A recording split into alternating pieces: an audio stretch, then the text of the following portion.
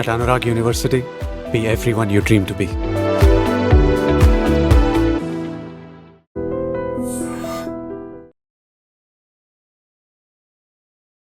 నమస్కారం. ఐడ్రీమ్ ప్రేక్షకులకు స్వాగతం, సుస్వాగతం. ఇవాళ మనతో పాటు ఉన్నారు బ్రహ్మశ్రీ గుండెపూడి శివ సుధీర్ శర్మ గారు మనతో పాటు ఉన్నారు. వారితో మాట్లాడి పలు సందేహాలని నివృత్తిపరచుకుందాం. నమస్కారం గురువుగారు. శ్రీమాత్రే నమః. శ్రీ గురుభ్యో నమః. గురువుగారు, వారాహి నవరాత్రుల్లో 4వ రోజు అమ్మవారు ఏ రూపంలో దర్శనమిస్తారు అని మన ప్రేక్షకులు ఎదురు చూస్తూ ఉన్నారు.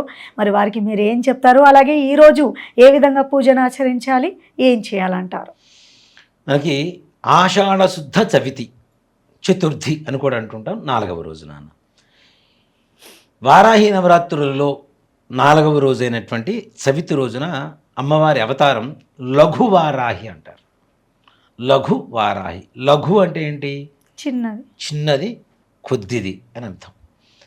చిన్నది అంటే అమ్మవారి చిన్నదని కాదు, కొద్దిలోనే మనల్ని అనుగ్రహిస్తుంది అని చెప్పడం. ఆ రోజు ఎక్కువగా కష్టపడాల్సిన అవసరం లేదు. ఇంకొంచెం కష్టపడితే ఇంకెంత అనుగ్రహం ఉంటుంది, అవునా? ఇప్పుడు మనకి ఒక గంట సేపు చదివితే 70 మార్కులు వస్తాయని తెలిసినప్పుడు ఇంకో గంట సేపు చదివితే 100 మార్కులు వస్తాయిగా, అవునా? కాబట్టి లఘు వారాహి అనేటువంటి అమ్మవారి శక్తి ఎలా ఉంటుందంటే సూక్ష్మంలో మోక్షం.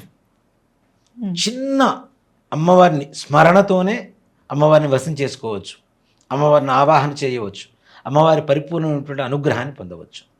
ఎంత పెద్ద సమస్యనైనా లఘువారాహి తీర్చగలుగుతుందని శాస్త్రం.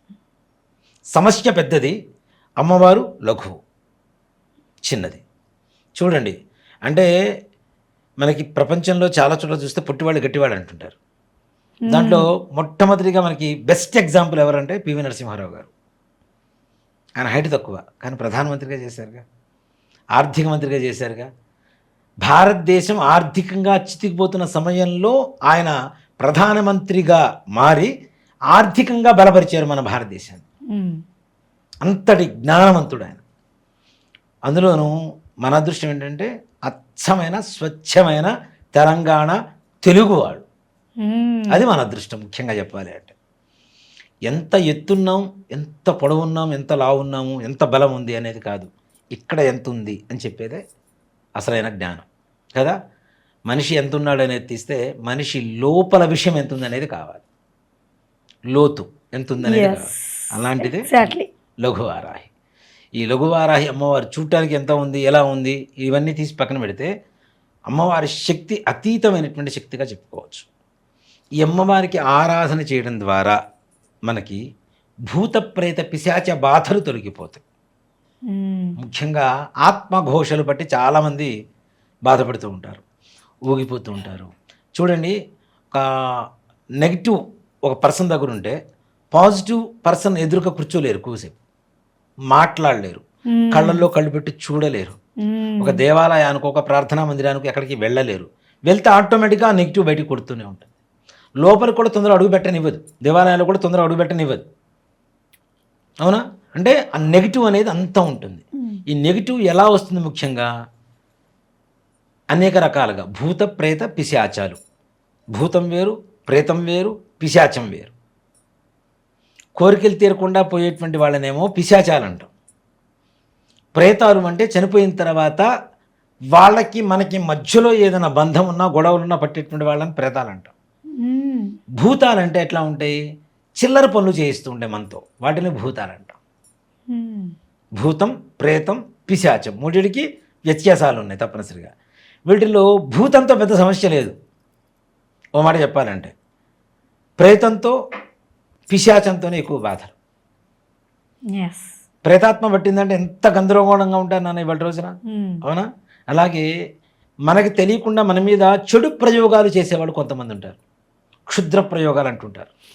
ఇలాంటి క్షుద్ర ప్రయోగాలని మనకు పట్టినటువంటి భూతాత్మని, ప్రేతాత్మలని ఏవైతే ఉన్నాయో వాటిని సమూలంగా నిర్మూలన చేయగలిగినటువంటి శక్తి లఘువారాహి అమ్మవారు.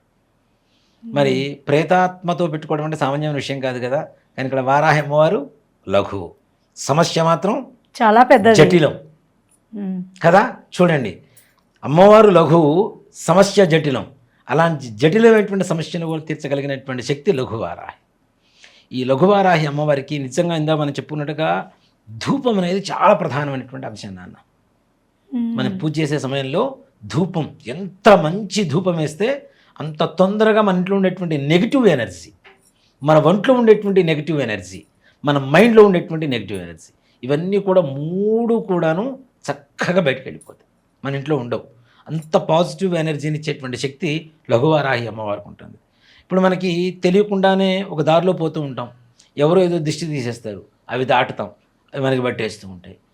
శ్మశానాల పక్క నుంచి వెళ్ళిపోతూ ఉంటాం, శ్మశానంలో ఉండేటువంటి క్లాతులు ఎగిరొచ్చి బయటపడుతూ ఉంటాయి శవాల మీదవి. అవును, తీసేస్తారు కదా, శవం తగలబెట్టేటప్పుడు కానీ బుడిచేటప్పుడు కానీ వస్త్రం ఏమీ లేకుండా, పుట్టేటప్పుడు ఎలా వచ్చామో పోయేటప్పుడు అలానే ఉంటాడు మనిషి. కాబట్టి ఆ వస్త్రాలు మొత్తం తీసేసి పక్కన పడేస్తారు, అవి గాలికి లేచి వచ్చి బయటపడుతూ ఉంటాయి. ఈ ఆడవాళ్ళు శుక్రవారం ఇట్లాంటి రోజుల్లో తండ్రి పోసుకున్నట్టు పక్కకు పోతూ ఉంటారు, పోయి వాటిని తొక్కడము, వాటిని దాటడము చేయడం వల్ల వాటి వల్ల కూడా ప్రేతాత్మ ఆవాహన కలుగుతుంటుంది వీళ్ళల్లో. ఇలాంటివన్నీ కూడాను లఘువారాహి చేయడం ద్వారా చాలా విశేషంగా ఉంటుంది. అందుకని ఆడవాళ్ళు జుట్టు విరబోసుకొని తలంటు పోసుకొని ఒట్టిగా నూనె పోసుకోకుండా బయటికి పోవద్దని చెప్తాం. కొద్దిగా ఇంత నూనె అయినా సరే మాడుగు పెట్టుకుంటారు, కొద్దిగా ఇక్కడైనా పెట్టుకుంటారు మాడుగు. అలానే అరికాలు కూడా కొద్దిగా నూనె పోసుకుంటారు, లేదా కాటుకన్నా పెట్టుకొని పోతారు. ఇలా పోతే వాటికి ఇక్కడ సింపుల్ నాన్న, చెడు ఎక్కడి నుంచి పడుతుంది మనిషికి? వెంట్రుకల నుంచి పడుతుంది. పుణ్యం ఎక్కడి నుంచి వస్తుంది? పాదాల్లో ఉంటుంది. చేసిన పుణ్యం అంతా పాదాల్లో ఉంటుంది, బొట్టిన వేడల్లో, చేసిన పాపం అంతా తలలో ఉంటుంది. అందుకని వెంట్రుకలు కూడా మనం దేవుడికి వెంకటేశ్వర స్వామి దగ్గర పోయినప్పుడు తల నీలాలు ఇచ్చొస్తారు, అవునా? చేసిన పాపాలు మొత్తం దీనికి అంటుకొని ఉంటాయి, మైండ్కి అంటుకొని ఉండేది ఇవే కదా, ఇవే కదా. సో కాబట్టి పాపాలు మొత్తం తలలోనే ఉంటాయి. చెడు కూడా ఆవహించడం తల ద్వారానే, వెంట్రుకల ద్వారానే ఆవహిస్తూ ఉంటుంది. కాబట్టి తప్పనిసరిగా జుట్టు ముడి వేసుకోవడం, జడ వేసుకోవడం, ఇవన్నీ కూడా సిస్టమ్స్ మన వాళ్ళు ఏదో అలవాటుగా చెప్పలేదు నాన్న. దాంట్లో ఒక సైన్స్, గొప్ప సైన్స్ అనేది ఉంటుంది, దాన్ని పట్టుకొని తీసుకొని చెప్పారు తప్పితే ఏదో నోటికొచ్చిన మాటలాగా చెప్పలేదు. ఇట్లాంటివన్నీ కూడా మనకు తెలియకుండా జరిగేటువంటి ఏవైతే ప్రేతాత్మ ఆవాహనలు, ఆవహించడాలు, భూతాలు, పిశాచాలు, ఇట్లా ఏవైతే ఆవహిస్తుంటాయో, ఏదైతే చెడు ప్రయోగాలు మన మీద జరుగుతుంటాయో అలాంటివన్నీ కూడా పోవడానికి ఈ లఘువారాహి చాలా చక్కగా ఉపయోగపడుతుంది. లఘువారాహి చవితి రోజున పూజ చేసి చక్కగా సాయంత్రప్పుడు కూడా అమ్మవారికి చక్కగా పూజ చేసి, ఈ అమ్మవారికి నివేదన కూడాను మనకి ఈ కోస్మీర్ అంటారు నాన్న. కోస్మీర్ అంటే కర్ణాటకలో కోస్మీర్ అంటారు దాన్ని, కన్నడ భాషలో పెసరపప్పు, నైవేద్యం పెట్టకుండా ఉన్నటువంటి కొబ్బరికాయ పగలగొట్టి దాంట్లో కొబ్బరి, కొద్దిగా పోపు తిరగమాత వేసి, దాంతోపాటు కొద్దిగా నిమ్మకాయ పిండి, ఉప్పు కారం వేసి అమ్మవారికి నివేదన పెట్టాలి. ఇది ముద్గం అంటారు, ముద్గ నివేదన అంటారు. ఇది నివేదన పెడితే అమ్మవారికి చాలా విశేషంగా ఉంటుంది. అమ్మవారు అవి స్వీకరించి మనకుండేటువంటి సమస్త భూత ప్రేత పిశాచ బాధలు, ప్రయోగ బాధలు, ఇట్లాంటివన్నీ కూడా సమూలంగా నిర్మూలన చేస్తుందని చెప్పి శాస్త్రబద్ధంగా ఉంది. కాబట్టి చవితి రోజున ఇలాంటి పూజ చేసుకొని చక్కగా ఇందాక చెప్పినటువంటి ఓం ఐం గ్లౌం ఐం వారాహ్యే నమః అనేటువంటి మంత్రాన్ని జపం చేసుకొని, శివపంచాక్షరి మంత్ర జపం చేసుకొని చక్కగా లఘువారాహి పరిపూర్ణమైనటువంటి అనుగ్రహ కృపా కటాక్ష వీక్షణలు పొంది అందరూ తరించవచ్చు. చాలా చక్కగా తెలియపరిచారు గురుగారు, ధన్యవాదాలు. శ్రీమాత్రే నమః, శ్రీ గురుభ్యో నమః. And for more videos, please subscribe to iDream. Please subscribe to iDream. Please subscribe iDream. And please subscribe to iDream. For more videos, subscribe to iDream.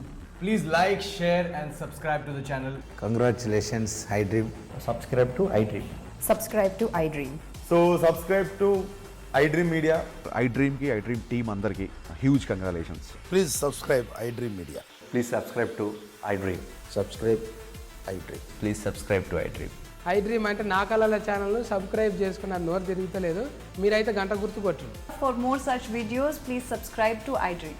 Subscribe to iDream. Please subscribe to iDream. Please subscribe iDream Media. Please do subscribe to iDream. Please subscribe to iDream Media. For best entertainment and information, please subscribe iDream. And don't forget to subscribe to iDream.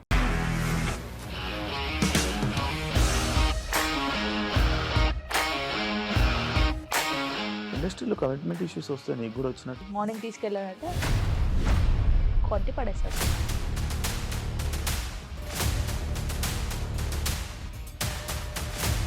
వాళ్ళు కూడా చూడలేదు ఈ cinema అని చెప్పడానికి కూడా చాలా ధైర్యం కావాలి. అది నిజం కదా, దాంట్లో ధైర్యం ఏంటి ఇది? నెక్స్ట్ డే ప్లేట్ మార్చేస్తే తప్పు కదా. As of now we are comfortable this అని నేను అనుకుంటున్నాను. రష్మిక గారిది మీది ఒకే ఊరంట కదా?